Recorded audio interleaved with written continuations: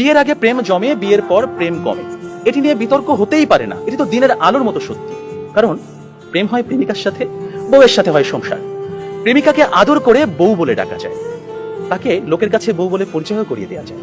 কিন্তু কখনো বউকে কি শুধুমাত্র প্রেমিকা বলে লোকের কাছে পরিচয় করে দেওয়া সম্ভব? সাহস আছে আপনাদের? সর্বনাশ হয়ে যাবে, ভাত বন্ধ হয়ে যাবে। সুতরাং বিয়ে নামক একটি ঘটনার পর প্রেমিকাই থাকে না। যেখানে প্রেমিকাই থাকে না, সেখানে প্রেম জমবে কিভাবে? সেখানে প্রেম কমবে, প্রেম হারিয়ে যাবে। আবার প্রেমিকের দেয়া 2 পয়সার আলতা, কাঁচের চুড়ি কিংবা সস্তায় কেনা শাড়ি, এগুলো প্রেমের সময় প্রেমিকার কাছে থাকে আদরের, থাকে ভালোবাসার, থাকে যত্নের। কিন্তু বিয়ের পর বউয়ের কাছে এগুলো হয়ে যায় চোখের বিষ। একজন সত্যিকারের প্রেমিকের প্রেমের উপন্যাসে বিয়েই কখনো শেষ পৃষ্ঠা হয় না। কারণ তারা জানে কোনো কোনো প্রেম না পাওয়াতেই পূর্ণতা খুঁজে পায়। তাই পৃথিবীর শত গল্প, কবিতা, উপন্যাসে প্রেমকে সাজানো হয়েছে না পাওয়ার বেদনায়।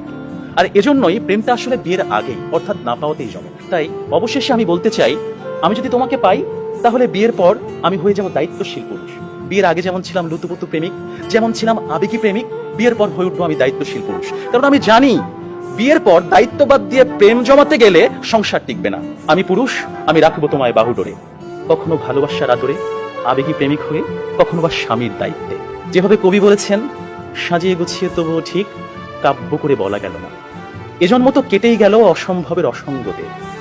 পরের জন্মে বয়স যখন 16ই সঠিক, আমরা তখন প্রেমে পড়ব। একজন প্রেমিকের থাকে দেখা না পাওয়ার কষ্ট, থাকে হৃদয়ের উত্তাল আবেগ।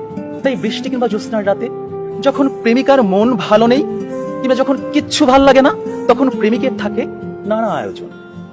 মেসেঞ্জার কিংবা হোয়াটসঅ্যাপের ভিডিও কল থাকে উত্তাল।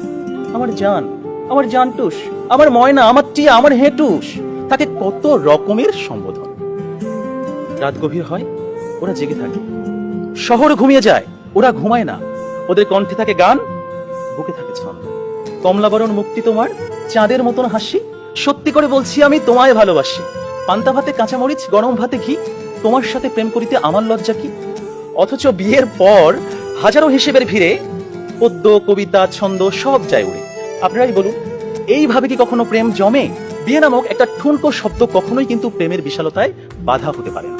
বরং প্রেম হচ্ছে সেই অস্তিত্ব যেখানে প্রেমিক মন জানে জন্ম জন্মান্তরে তুমি আমার। তোমার সাথে আমার বিয়ে হোক আর না হোক, তুমি আমারই ছিলে, আমারই থাকবে। হুমায়ুন আহমেদ বলেছেন, যে প্রেম যত গোপন সেই প্রেম তত গভীর। কোনো এক বসন্তের বিকেলে সবাইকে ফাঁকি দিয়ে দুজনে 2 টাকার বাদাম, 1 ঠোঙ্গা ঝালমুড়ি কিংবা কোনো একটা নির্জন কফি শপে 2 কাপ কফি, বুকে দুরু দুরু ভয়, কফির ধোঁয়ায় ধোঁয়ায় প্রেম জমে কি।